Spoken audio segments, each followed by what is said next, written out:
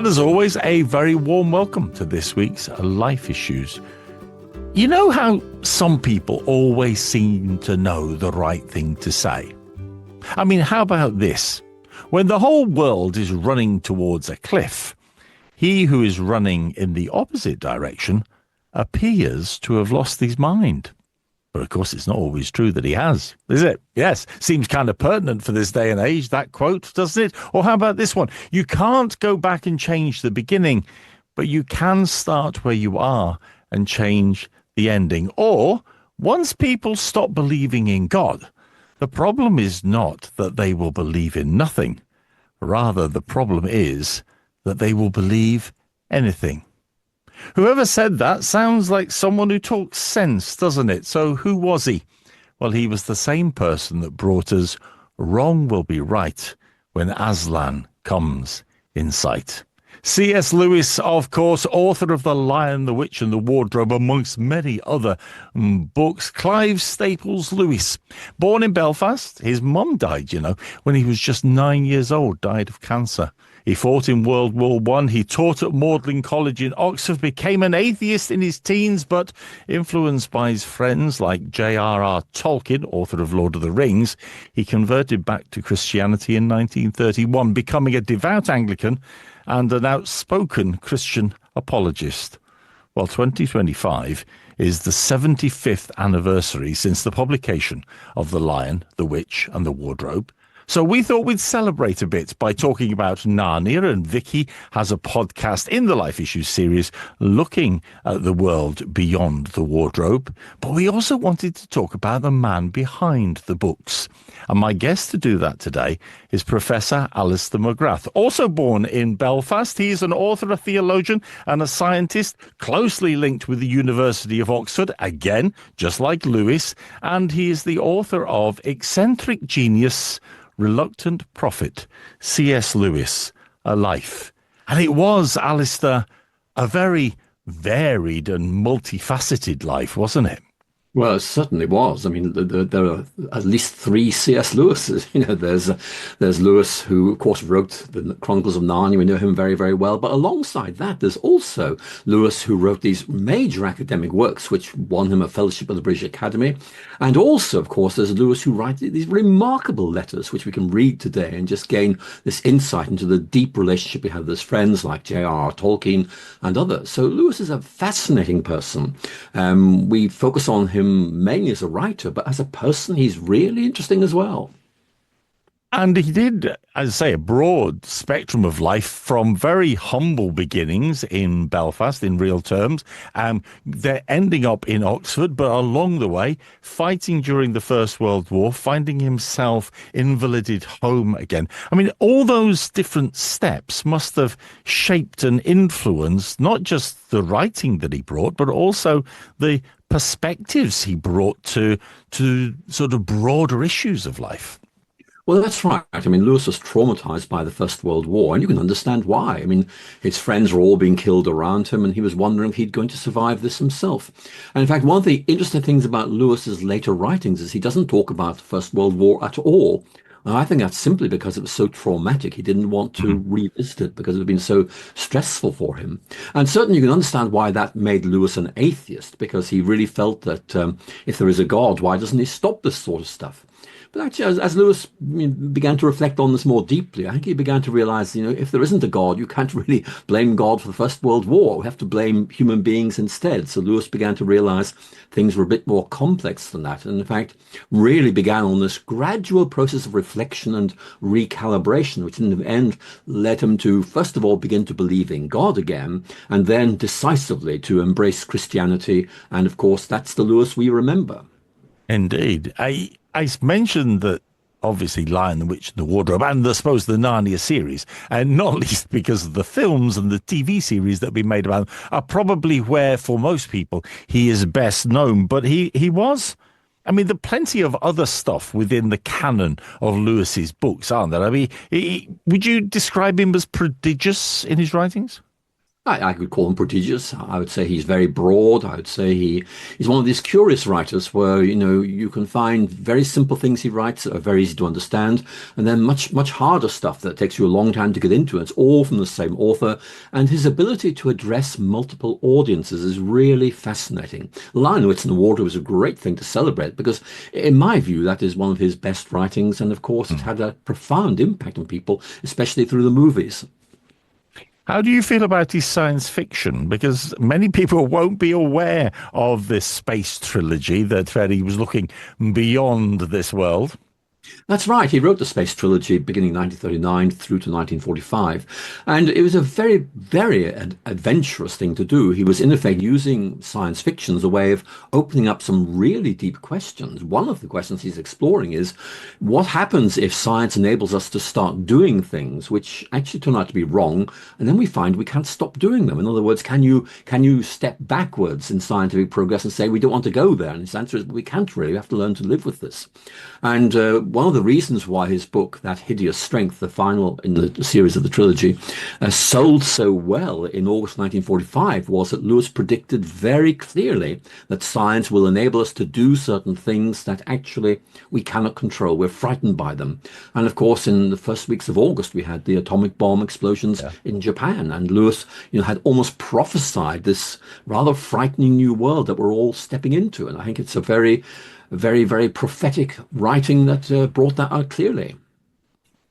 He also, well, a very varied sort of number of interests. I mean, everything from medieval love poetry through to, well, screw tape letters, I suppose, would be something that'd be very familiar to people. I know A Grief Observed is something that I found profoundly moving. If you are walking the journey of grief, the way in which he analyzes it and yet maintains the emotion and the emotional connection with his own experience in it. Incredibly talented, but it was this broad range that I suppose is part of his lasting appeal. Well, I think that's right. I mean, very often you find that people begin reading Lewis at one level or in one place, and then they move in and discover everything else he wrote. And very often they come from different starting points. And you're quite right. A Grief Observed is I think it's a rather harrowing, a rather raw book, which really shows us Lewis at as a really emotional person, which doesn't come out clearly in other books. And I think it's a very good example of Lewis, in effect, putting into action something he often wrote to his friends about, which is when you are going through a very difficult time, it really helps you to write this stuff down, because that's one way of beginning to reflect on it and cope with it. And certainly, A Grief Observed was really Lewis's personal journal as he reflected on this difficult process he was going through, determined to come out the other side and grow in his faith again afterwards. Would he have been surprised that here we are all these years, I mean, 75 years since Narnia burst on the scene, but do you think he would be surprised by the fact that so many people are still willing to talk about him, that his works still engender such interest? I think the answer is yes. We know that Lewis expected to be forgotten within 5 years of his death. And I think that the main reason for that was that Lewis was aware that the 1960s, as he knew them, he died in 1963, were clearly a period of major cultural upheaval. And Lewis felt, there's a new age opening up, and I'm firmly located in the old age. So in effect, I will become irrelevant to this new generation. That, I think, has been shown to be wrong. I think that what we find is that Lewis had already begun to develop the writing style, the approach to developing arguments and so on, which spoke very powerfully, not simply to a modern readership, but to a postmodern readership as well. So Lewis is a remarkable example of someone who seems to speak to multiple audiences, which means I think that he won't be dating for a long time to come. Well, I pulled those three quotes from him, or quotes that are attributed to him, and I have to say they may have been said many decades ago, but the reality is they're as pertinent now as they always were, or as they were when he first said them. You're listening to UCB Life Issues. I'm Paul Hammond. Today we are speaking to Professor Alistair McGrath, and we're talking about the life of C.S. Lewis, celebrating the fact that it is 75 years since The Lion, the Witch and the Wardrobe first appeared. And I suppose for some people, it will be a surprise, Alistair, to discover that Lewis did abandon the faith that he grew up in for a period, because so many of the works that we might be familiar with of his today are so overtly Christian in their messaging, whether it be Narnia or Screwtape or the Space Trilogy. Tell us a little bit about that journey, that period, and his return to faith. Well, you're quite right. Lewis became an atheist at quite an early age. Lewis gives us slightly different datings for this in some of his writings, but I think by the age of 14, Lewis really had given up on religion altogether, seeing it simply as a sort of hangover from the past, and really thought that the new age was that of science, in effect leaving religion completely behind. And Lewis, I think, found that his aversion to religion was increased by the First World War, which seemed to him to raise really deep questions about suffering that belief in God simply couldn't answer. So Lewis began his studies at Oxford and his first period as an academic at Oxford as an atheist. But I have to say that there are two things that we need to say here. One is that Lewis was never a particularly enthusiastic atheist. He in effect thought atheism is probably intellectually right, but it's so dull. I don't really know where we're going to take this. But the other thing to say is that Lewis kept an open mind on this, that he was aware he had not really resolved this question. And indeed, his many Christian friends at Oxford began to raise difficult questions that he began to realize opened up questions that he hadn't really reflected on properly. And so Lewis, if you like, was an atheist with doubts. So I think that when Lewis began to rediscover the credibility of Christianity, he began to think there's some very important questions that I need to revisit. And so we see Lewis gradually moving initially towards believing in God, probably about the year 1929, 1930, and then to discovering Christianity in its fullness about a year or two later. And so if you like, it's a gradual process of someone who had in effect given up on Christianity to return to it, but not just a sort of, how shall I put it, unthinking return. Lewis knew why he'd been an atheist, and he now had very good reasons for becoming a Christian.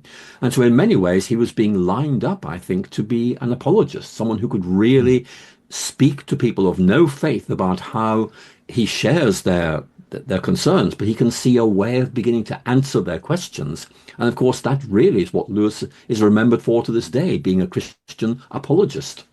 So do you think it was his academic and scientific rigor really that made the difference? I mean, I know Tolkien gets a lot of credit because of the relationship. I know there were other people, as you say, his Christian friends and family who were inputting into that time and that conversation. But it does seem that he applied the rules, the disciplines of his academic training to his developing understanding of Christianity. And that's what gave him that informed, rational, deep conviction. Well, I think that's right. And certainly if you look at Mere Christianity, which of course is the written up version of some broadcast he gave on the BBC during the Second World War, you'll see Lewis using a very engaging form of writing in which he obviously knows the questions his audience is going to have and, honors them. And then in effect says, but of course, here's a different way of thinking about them. He's a very lucid and engaging writer. I think that's one of the reasons why so many people enjoy him, that he makes the business of thinking about things so enjoyable. His prose is just so good. And so we have here an unusual Christian voice because he's both intelligent and engaging and continues to be to this day. So I think he's definitely someone who we have great reason to give thanks to because he's such a good thing. And does that say something about the ongoing debate in universities across our nation about freedom of debate and wholehearted, fulsome debate around things and what can be talked about, what can't be talked about? Because had there been those sorts of restrictions for Lewis, perhaps the opportunity to rediscover his path, his destiny, might have been more difficult.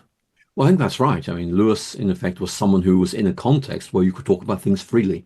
You could debate things with your friends. And actually, for Lewis, this was a way of not just testing out his opponent's ideas, but testing out his own ideas as well. And one of the reasons why Lewis founded the Socratic Club at Oxford was really to give a safe space where you could talk about anything. You could talk about literature, you could talk about God, and the understanding was very, very clear. This was where thinking people could come to really reflect on these questions very deeply. And we do need those safe places, I'm afraid, because they are under threat. And Lewis certainly is a very, very engaged advocate of the need to talk about things, reflect on things. And I'm worried we might be losing that in some of our universities.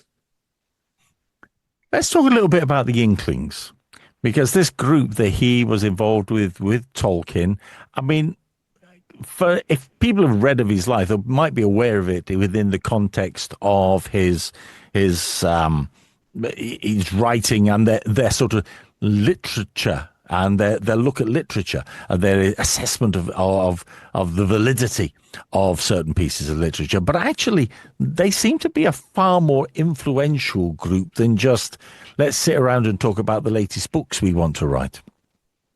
Well, I think they were very interesting people. Obviously, Lewis himself and Tolkien were very significant writers. When Charles Williams joined the group, he was a very well-known author. And basically, I think the best way of understanding the Inklings is really as a kind of group of critical friends who would meet and talk about books they were writing or books they were reading, and how this might help them to express Christianity using literature to try and reach out to a wider audience. And I think it illustrates the importance of friendship. That's a very important theme in Lewis's Four Loves. You know, friendship is about sharing interests, certainly, but also engaging with your friends and trying to make their writing better.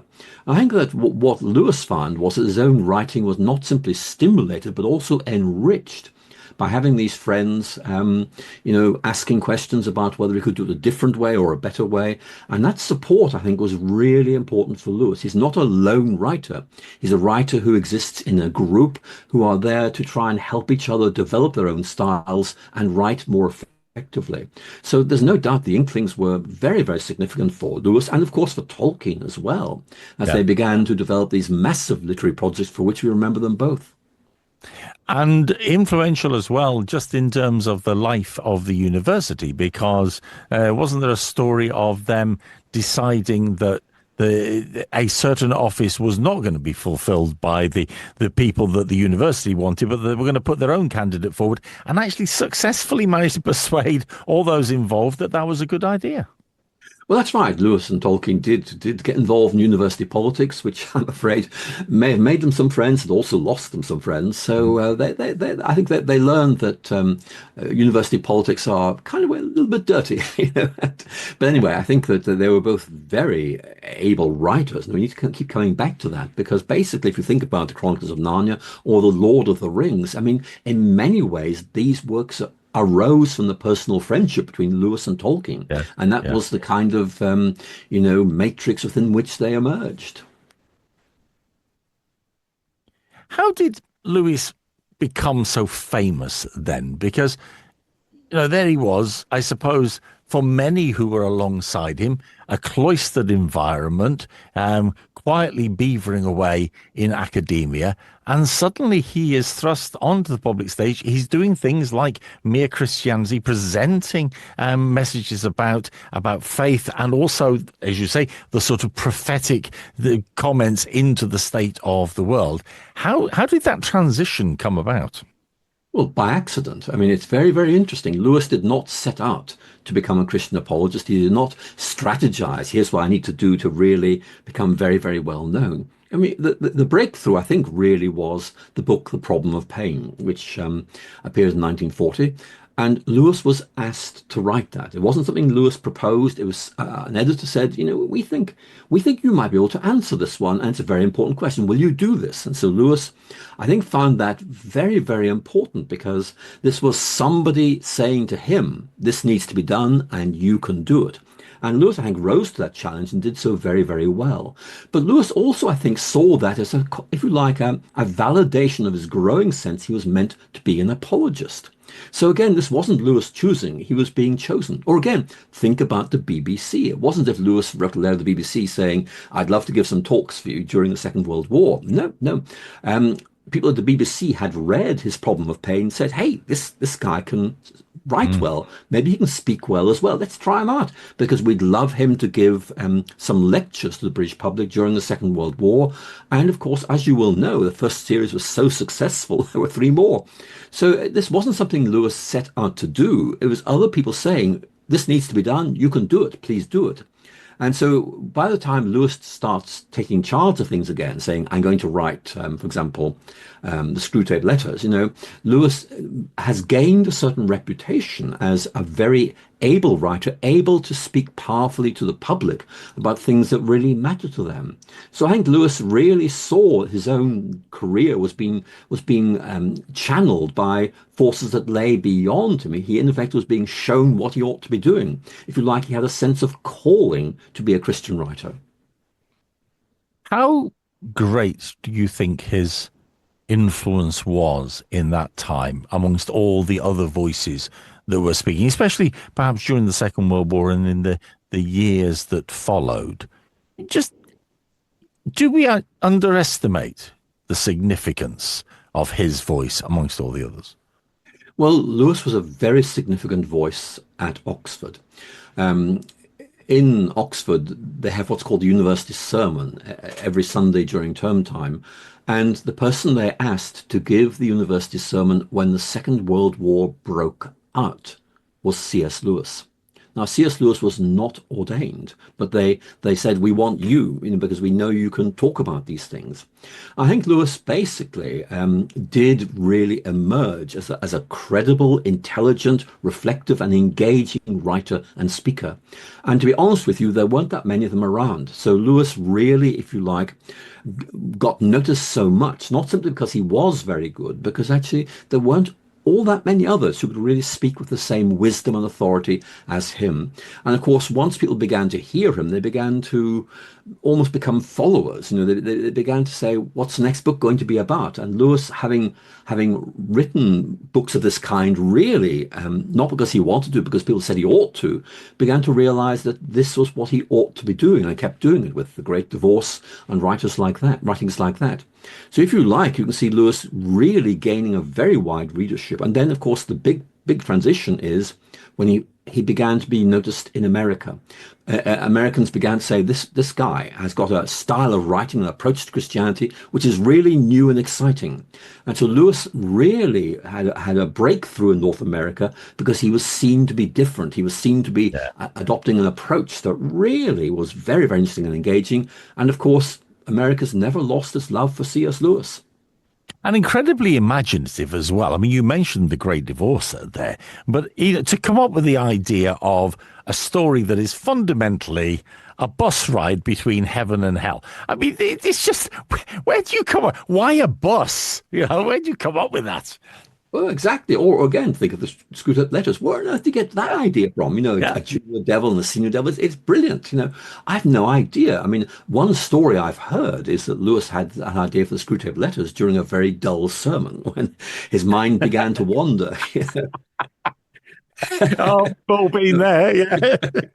But anyway, I mean, he just had this imaginative richness to invent scenarios, to develop arguments, and it's remarkable. And when it came to debate, not easy to catch him out either, because if he knew something, I don't know if this can actually be accurate, but the claim is that if he knew something, he would remember it. His memory was so good that actually you could never trip him up on his own words. No, I think that's right. And there are stories of students who would test him on his knowledge of where a particular quote came from, or indeed, just generally teasing Lewis about could he locate this quote, and Lewis would go and find it in the book and bring it to them and say, there it is. And he seems to have had this prodigious memory, which I guess probably helped him with the writing process. Yeah. So Lewis was well known at Oxford as being this guy with a remarkable memory for classical literature. Or again, the way Lewis gave lectures, he would walk into a lecture theatre without notes. He would just walk the podium and begin to talk. And after 50 minutes, he'd walk out of the lecture theatre because that was exactly the right length of time. And the lectures were astonishing because he had internalized the material and knew it so well he could just talk to them, not talking at them. And that's a wonderful gift, which very few of us have. Yes, indeed. Yes, indeed. You're listening to UCB Life Issues. I'm Paul Hammond, spending some time talking to Professor Alistair McGrath today about the life and the work of C.S. Lewis. And of course, we cannot reference all his works without going near Narnia. Interestingly, Narnia never got the full Inklings treatment, did it? He may well have pulled Lord of the Rings apart, but he didn't let Tolkien pull Narnia apart.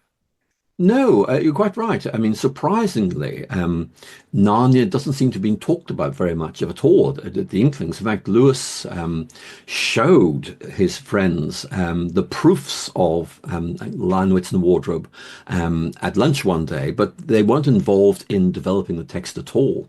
So I think it's almost as if Lewis felt that perhaps a group of older men might not be very helpful in writing a children's novel.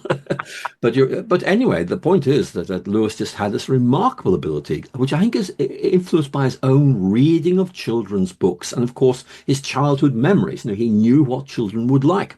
And so it seems to have just come very, very naturally to him. So Lewis, I think, just really had this instinctive sense of what would work. And it still works to this day. So where does Narnia sit in the canon of his work? Did it grow out of a lot of writing experience beforehand, or did it just sort of pop up in the middle somewhere? Well, I don't really see any evidence that Lewis was planning or testing out some of the ideas we find in Narnia. There's no rough drafts of anything I've been able to find. But certainly what you could say is that Lewis was honing the skills he would use in writing Narnia. And I think one of the things to say here is that Lewis really had a coherent sense of vision about what he wanted, what originally seems to have been a single book to do, and then of course became a series. And that was really to be able to tell a story which would capture children's imagination and effectively and imaginatively communicate what Christianity was all about. Because one of the things that Lewis did talk about quite a lot was his deep sense of I think, sadness that the books he read about Christianity as a child were terribly, terribly dull and did not really do anything to engage him with Christianity. If only there was some way of connecting a younger readership with Christianity, he thought that'd be wonderful. And that actually gives you a sense of what the Chronicles of Narnia was really all about, enabling Christian children to get a sense of what this is all about and make those connections. But very much a children's story written by an apologist, because he doesn't. I mean, even if we just take The Lion, the Witch and the Wardrobe briefly and focus on that, the number of issues and big theological and ethical questions that sit within its pages, it may have been written for children, but it's had scholars scratching their heads. Well, you brought out what I think is one of the most interesting features of the Chronicles of Narnia, which is, although Lewis tells us they're really written for children, what I found is that many of the older people who I talked to about Lewis began to read Narnia as children, and they keep coming back to it as older people. In other words, if you like it, you get something out of it the first time round, and then you get more and more each time you reread, and you just keep rereading it as you get older because it becomes part of who you are. So there's something really significant about Lewis there. But not an imaginary world. It was an imaginative world, he said. What did that mean? Well, I think what Lewis probably meant something like this. I haven't made this stuff up. It's really there in reality. And what I'm trying to do is simply tell a real story, which we all know, but I'm telling it in a new imaginative way. But secondly, there's another point which is really important. It's not just Lewis using his imagination to create this story, which is a very effective way of talking about Christianity. He's saying these books are going to connect with my readers' imaginations. They're going to in effect appeal to their imaginations. And that, of course, helps to make things real because it's not just prose you read and you understand the words. It's something that it's almost like articulating a vision. That's what Austin Farrow said about Lewis. He articulates a vision, and the vision captures your imagination, and you then are following this through. So I think Lewis really appreciated the importance of the imagination, not simply in creating Narnia, but on the part of his readers, enabling them to visualize Narnia in their minds. And Narnia, I suppose there's a lot of issues in it, as we say, but there's quite a lot of bleakness in it as well. And it is the case that Lewis knew great joy in his life, but he did know a lot of bleakness. I mentioned the fact that his mum died when he was just 9 years old. He married late in life, which I suppose was a point of joy for him when he married Joy Davidsman. But the fact that they were only married for a few years before she died as well, there was an awful lot of dark clouds in his life. Yes, there were dark clouds. I mean, it is very significant, I think, that Lewis's mother died of cancer and Joy died of cancer as well. And of course, Lewis himself would die of cancer a few years later. And certainly Lewis knew he knew emotional distress, he knew sadness, he knew a sense of complete hopelessness, particularly, of course, during the service during the First World War. So Lewis, if you like, has this deep emotional range and knew that people very often would ask deep questions when they were in very dark places. And that, I think, is one of the reasons why Lewis is such a successful writer. He's able to speak to people who are in a good mood, but also those who really are going through deep distress and are looking for someone to throw them a lifeline so they can really have something to hold on to. And Lewis does that, I think, certainly in the Chronicles of Narnia, but elsewhere as well. He says, in effect, look, there's something I can say that might be helpful here. So Lewis, I think, is someone who you read not simply because he tells good stories, but because actually you feel these stories help you to perhaps cope with difficult situations, or perhaps face up to a real difficulty in life, or perhaps make sense of something which actually otherwise seems to be completely irrational. What was his response, I suppose, especially with the death of Joy Davidman? What was his response spiritually to that? Having done the journey of losing his mother, of falling out of conviction about Christianity, having seen the atrocities of the First World War, having come back to faith, and then to find his life, and I think it's probably fair to say, to find his life devastated again. I think the film Shadowlands kind of captures something of the depth of the impact of her death on him. What was his spiritual response to that? Well, it's a very interesting matter because when you read A Grief Observed, what you notice is that Lewis, in effect, says that the kind of arguments about suffering that he developed in The Problem of Pain just don't work when you're in a very dark place. It's almost as if they're just too academic. They don't really deal with the deep emotional anxiety that you're feeling. So I think Lewis, if you like, began to realize that a purely rational account of the world isn't good enough to deal with this deeper level of engagement that we really need. So I think, again, Lewis learned something through that. But I think that the point I would make is that really Lewis's description of the grieving process was so authentic, so well described that actually it's still used in many places as a model account of the grieving process because it is so well observed. And of course, Lewis published the work anonymously under a pseudonym, and some of his friends had read this book, not knowing he'd written it, and said, "This might help you in your grieving process." It's so, but it's just remarkable. And again, the point I would make is that Lewis is in A Grief Observed engaging suffering in a different way from in The Problem of Pain. And I Yes. think as I read both those books, A Grief Observed is more authentic and speaks more deeply to people. And does clarify, I suppose, and quantify, maybe is a better word, the sense of journey that is necessary when dealing with grief, or indeed, I suppose, dealing with any sense of loss. And that is a theme. I mean, you read Narnia, and it's everybody's always traveling. And not just in The Lion, the Witch, and the Wardrobe as well. I mean, the other books as well. You read, we mentioned earlier on the Great Divorce, that journey from heaven to hell. There is this sort of sense of journeying around it. Or am I over egging that pudding? It's there. There's no doubt about it. I mean, it's not in every book, but it's a prominent theme in several. And of course, it does correspond to a theme we find in Lewis, particularly in his later years. And it's a very famous letter he wrote to one of his friends saying, it's really only towards the end of your life that you begin to make sense of the journey you've been on, because you can begin to see how who you now are has been shaped by all these things, but you didn't know that while it was happening. In other words, the journey makes more sense from its final phases as you look back and see where you've come from, what happened to you, and how that's made you the way you are. So I think Lewis would say that the model of a journey is actually very significant spiritually, and is a way of trying to understand what life is all about. Here we are, more than a couple of years later. He's still being read. His books are still being turned into films. There's still, inside and outside of Christianity, a great interest in what he has to say and the perspectives he brings.